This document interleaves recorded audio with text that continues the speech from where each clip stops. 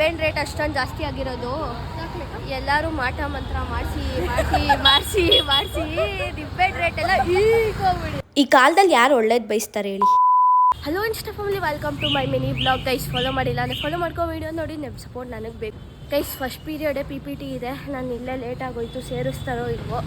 PPTಗೆ ಬಿಟ್ಟರೆ ಸಾಕು ಗೈಸ್, ಇಲ್ಲಾಂದರೆ CIE ಮಾರ್ಕ್ಸು ಗೋವಿಂದ ಆಗೋದು.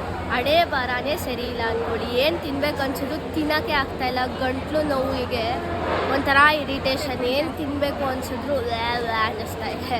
ಬೆಳಗ್ಗೆ ನಮ್ಮಮ್ಮ ಮ್ಯಾಗಿ ಮಾಡಿಕೊಟ್ಟಿದ್ದು ಅರ್ಧ ತಿಂದು ಬಂದೆ.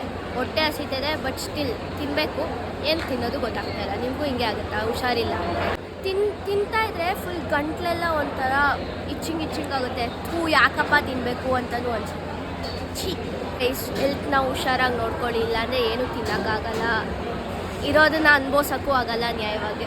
ಗೈಸ್ ಇವತ್ತು ನಾನು ಮಿಂಗಿ ಗೋಲ್ಗಪ್ಪ ತಿನ್ನೋಕೆ ಬಂದಿದ್ವಿ. ನನಗೇನು ತಿನ್ನೋಕ್ಕಾಗ್ತಾಯಿಲ್ಲ ಅಂತ ಹೇಳ್ತಾ ಇದ್ನಲ್ಲ, ಗೋಲ್ಗಪ್ಪ ತಿನ್ಬೇಕು ಅನ್ನಿಸ್ತಾ ಇತ್ತು. ಆ್ಯಂಡ್ ತುಂಬ ದಿನ ಆಗಿತ್ತು, ಸೊ ಬಂದಿದ್ವಿ. ಮಿಂಗಿ ತರಕಾರಿ ಶಾಪಿಂಗ್ ಮಾಡ್ತಾ ಇದ್ದಾಳೆ.